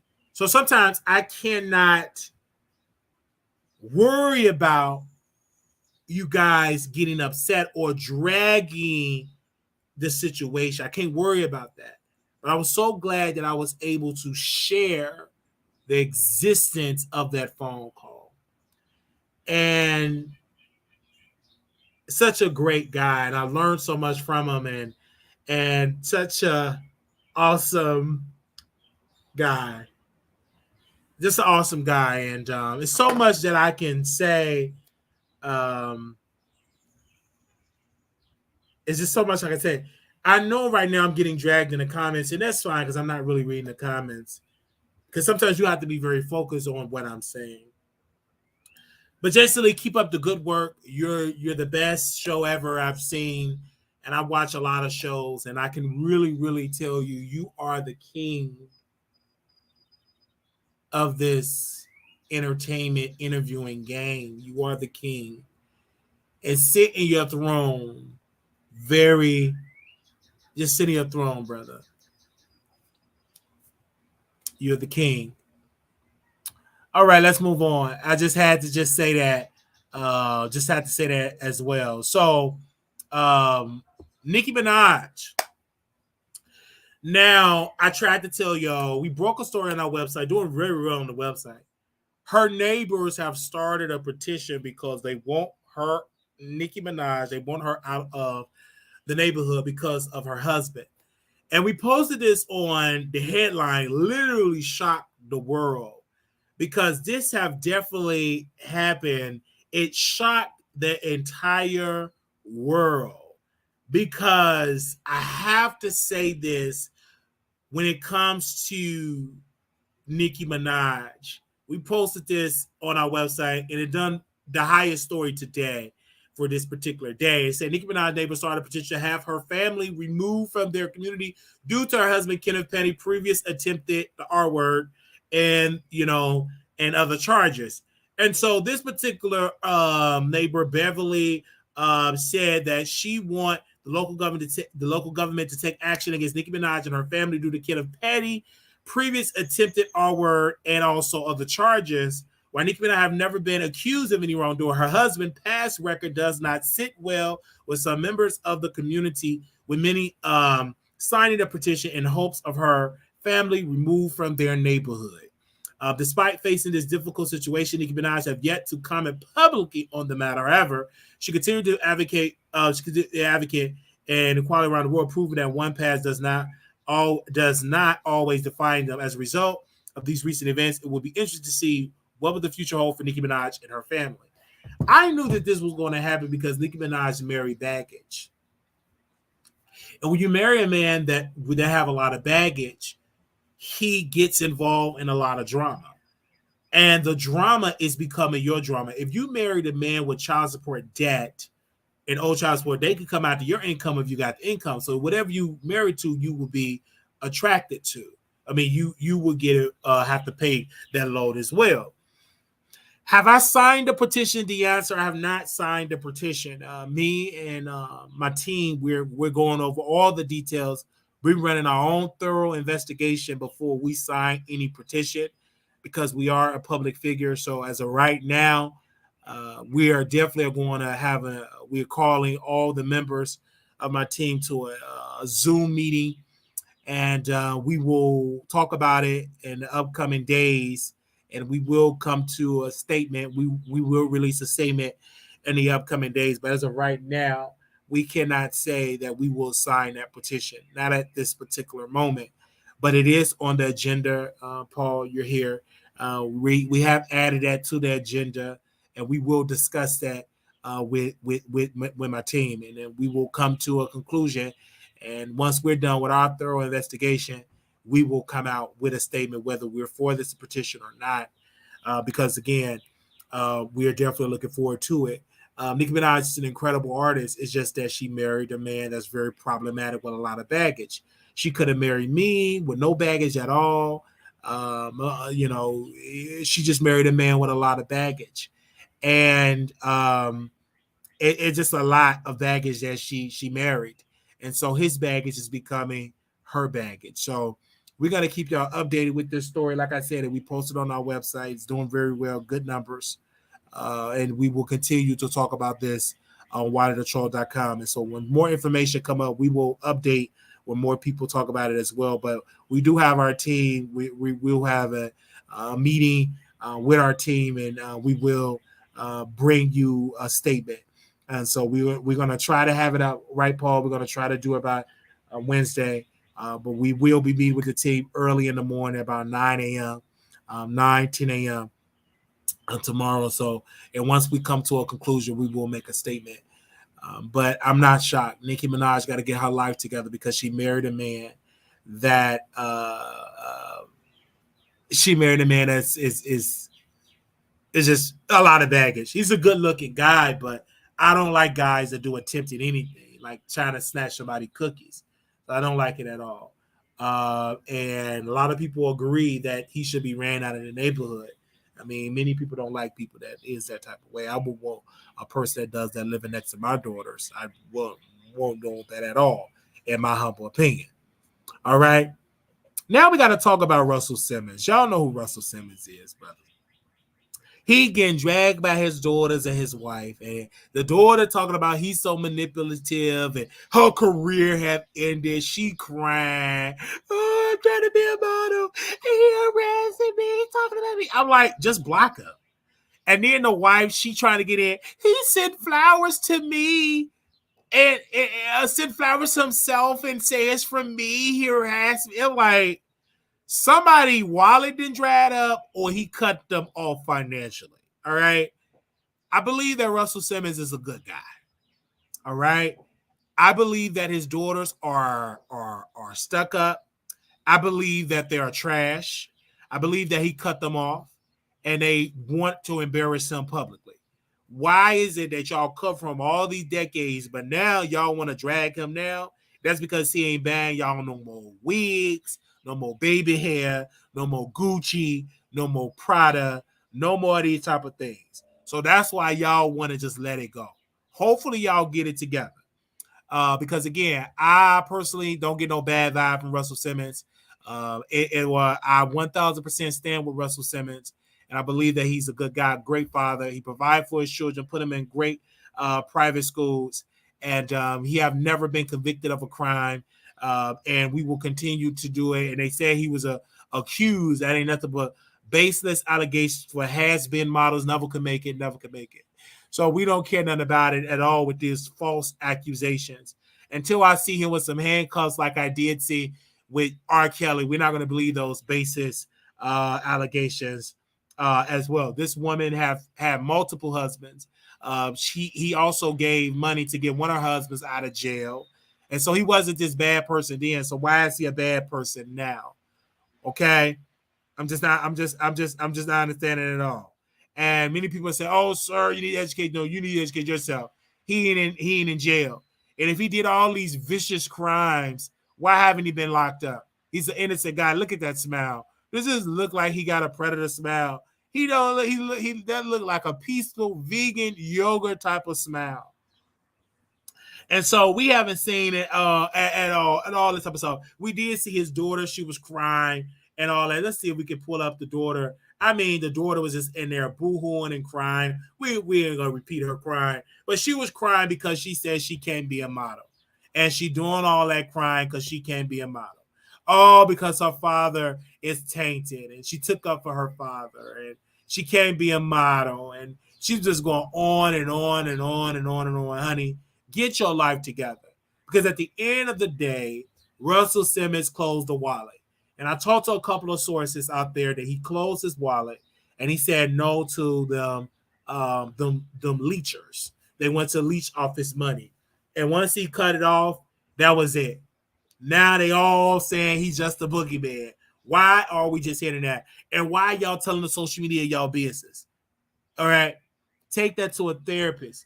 And if you don't like what he's doing, go get your job. Ain't get no sympathy. Go ahead and go do what you got to do. You blast on social media. Keep your business on social media if you want some sympathy. You ain't getting it from me because I don't believe none of you, especially that wife of yours, because she had multiple husbands and then asked for some of the fun when her husband got out of prison. So let's not act like y'all are innocent. And the daughter, you're nothing but a brat because you ain't nothing but a two-timing hussy because he have gave you multiple opportunities and you did not take advantage of those opportunities. So don't get mad now as a fully adult and you're crying because you want some money.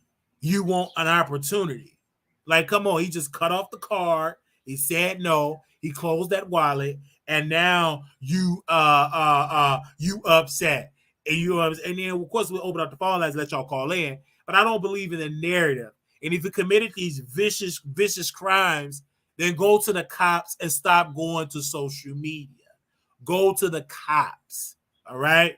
And if you've been touched, why are you taking hush money? Go to the cops and let him get arrested. But they didn't do that. They didn't do that at all. They didn't do that at all. And then they say, oh, his daughter wish the mama happy Father's Day. It is very disrespectful. Mothers are not fathers. They're mothers. Y'all have a day. I don't believe in all these weird mothers that say happy Father's Day to me. You're not a father. You never could be a father. You are the mother. You ain't the mom and the daddy. You and the mother and be that. Stop trying to get into the man role, all right? They say you the mother. Don't be talking about saying happy. I'm not saying no happy Father's Day to a woman with a womb. Absolutely not. You gonna get a happy Mother's Day, but you're not a father. So you say happy Father's Day to your father because he provided for you. He did not cut you off financially. Now he cut you off, and now you're ready to expose him on the internet because he said, no, you got to work out here. He worked, and now you got to work. Okay? All right? Let's keep it clear. All right? And so we're going to reach out to Russell Simmons, and we're going to try to get him on our show. And we was a huge fan of the Rush card. I don't know if they still got the Rush card, right, Paul? Remember we had a Rush card? We had a beautiful Rush, beautiful Rush card. And so we think it'd be great. And of course, we are on brother Russell Simmons' side. He's a black man that cut his kids off. Okay, cut his kids off, and his ex-wife, all these leechers, and now they want to be on there crying on the internet. And the daughter, she's boogers and crust falling out her nose. All the boogers is flying out her nose. Listen, he have a right to cut you off. All the boogers is flying out his nose. Okay? All right? So I'm not understanding that. And then they said, oh, sir, he's a predator. Okay, get him arrested. He could be extradited back to the United States. Start the paperwork. No paperwork has started. This is all filthy things, accusations on the internet. And it's very dangerous because all you can say is always accusations. So we must believe it. No, we have to investigate and get the authorities involved. All right? Where's the authorities? Why haven't he been arrested? Come on now. All right. We're going to move on. All right, we definitely will open up the phone lines and let y'all call in if y'all call in or forever hold your peace.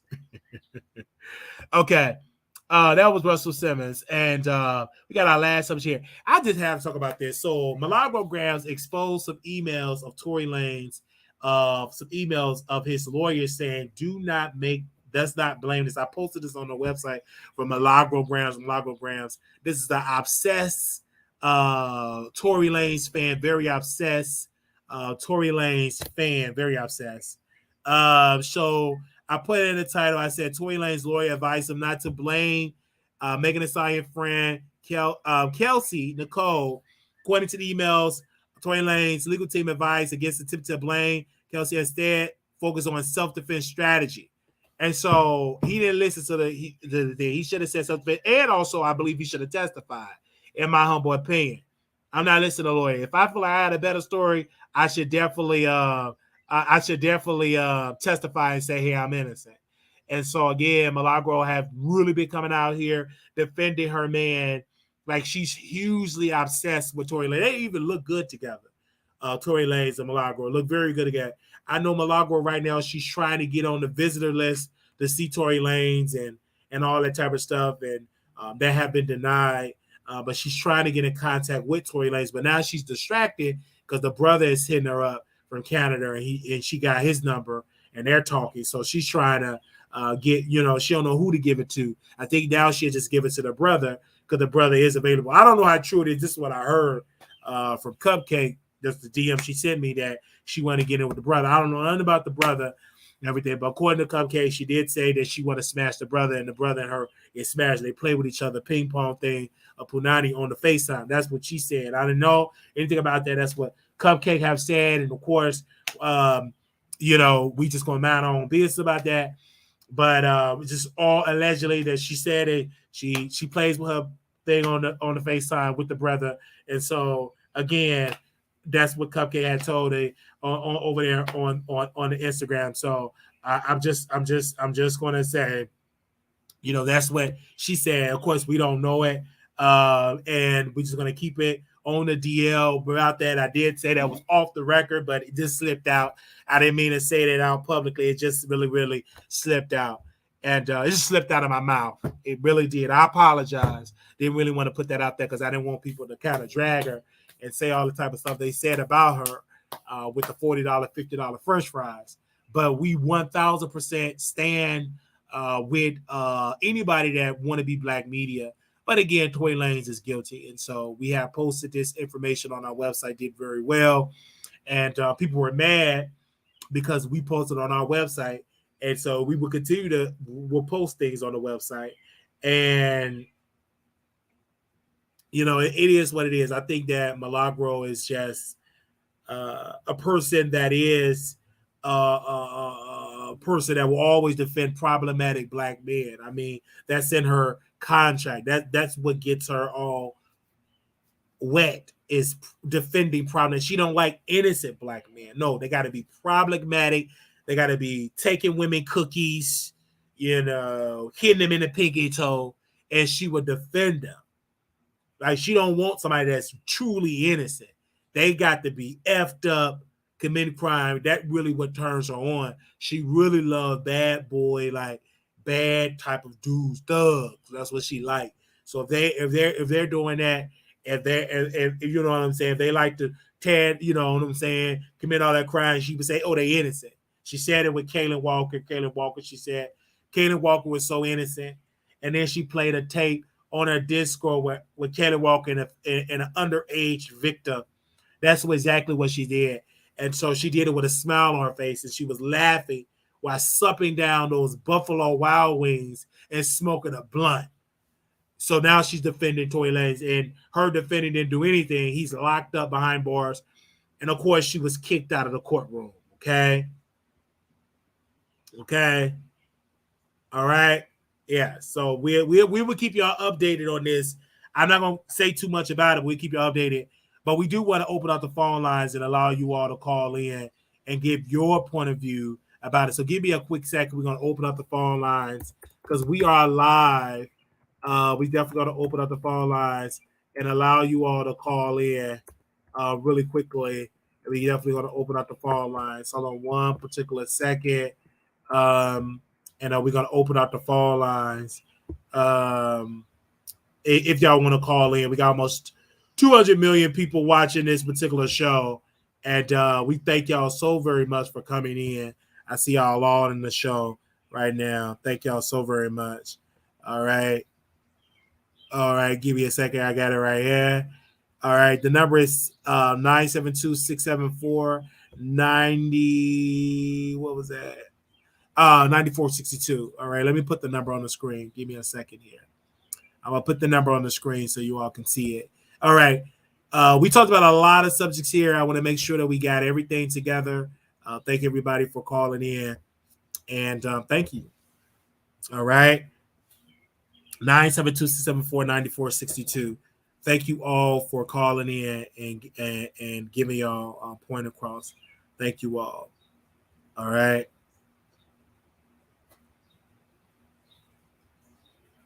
All right. Thank you.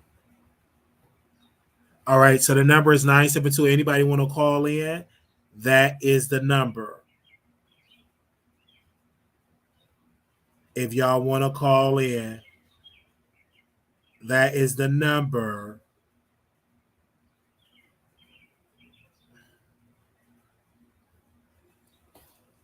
All right. That's it. Anybody want to call in? Hey, Love Marie, I see y'all. The Right One TV. They said, who's KeKe? You don't know what it is. You behind schedule. Okay.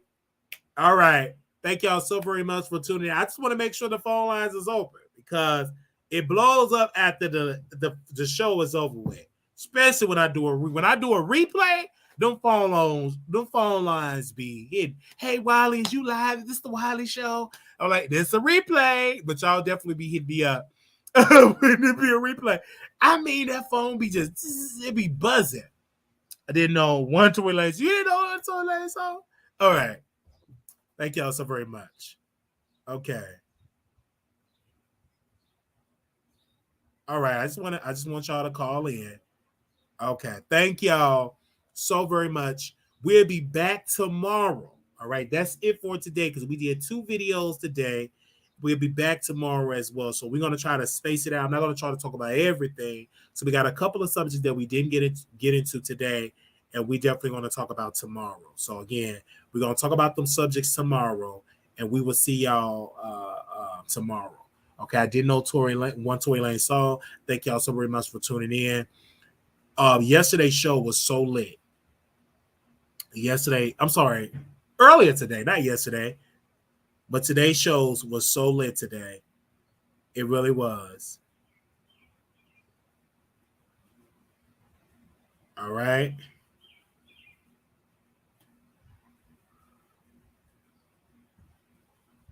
Give me a second.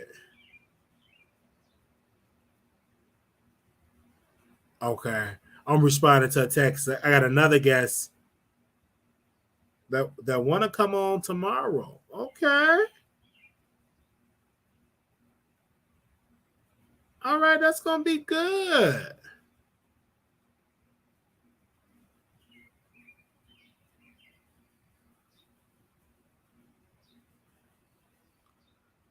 Another guest want to come on. Oh, I like that.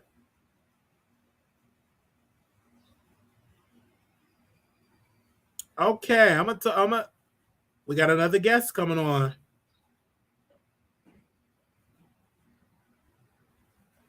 Okay. Little black boy, you beautiful. Little black girl, you're enough. We'll be back tomorrow. So we got some more shows planned. Thank y'all so very much. Make sure y'all October 6th through the 9th. Of course, we got the Vegas trip planned, and that's October 6th through the 9th. So if y'all not in the building for Vegas, please come through in Vegas. And that's going to be October 6th through the 9th. That's going to be, and please, you can send me an email at wileyshowproduction@gmail.com. And we also have, you can cash up us as $Marquise Wiley28. We want to also thank Ms. Goddess for coming on our show today. Thank you so very much for that beautiful conversation that we had. And I just want to say thank you. You did not have to come on, and you came on and talked about your situation. And you said your testimony. So we thank you, and you're a member. So we thank you for doing that. All right. Members only. We got a members only this week. I want y'all to come through. It's going to be great. It's going to be awesome. All right. Thank you, everybody, for that. Y'all have done a good job. Okay. I had a good time. Like, it was so great having her on the show. And actually, y'all can go get her book because her book is Keep It Real, the Tell All Saga. Again, y'all can definitely, this is between Lexus and Malik. It's actually on sale right now for $3.99. Y'all can go get it as well. It's on Kindle, and it's only $4. So it's great. So y'all get more into reading her book and showing her book and just showing love for her coming on our show because it was great. And she sent me the DM because we were talking about Down Low Man, and then she just came on the show and she shared it. She shared her experience. And she ain't the first to go through this, neither will she be the last. It's plenty women that have dealt with down low brothers. And it's plenty women that are dealing with down low brothers now. They just don't know it. Every day she sleeping with one. These people are sleeping with one now. They dealing with down low men now. and they just don't know it, which is so sad. That's disturbing. I just pray that you don't catch them in the act, because that will make you snap. Catching your man getting humped by another, sure, and don't let it be a other type of woman with the equipment.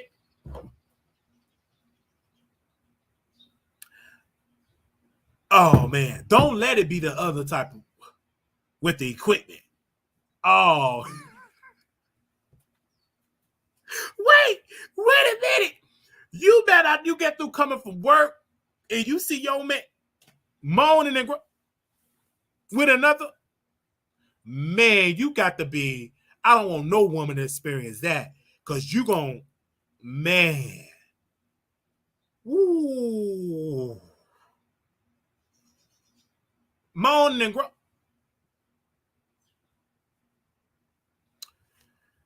some of y'all about to experience that. And so when y'all experience that, come on the Wiley Show. Don't do no crime. But tell your story on the Wiley Show. Wow.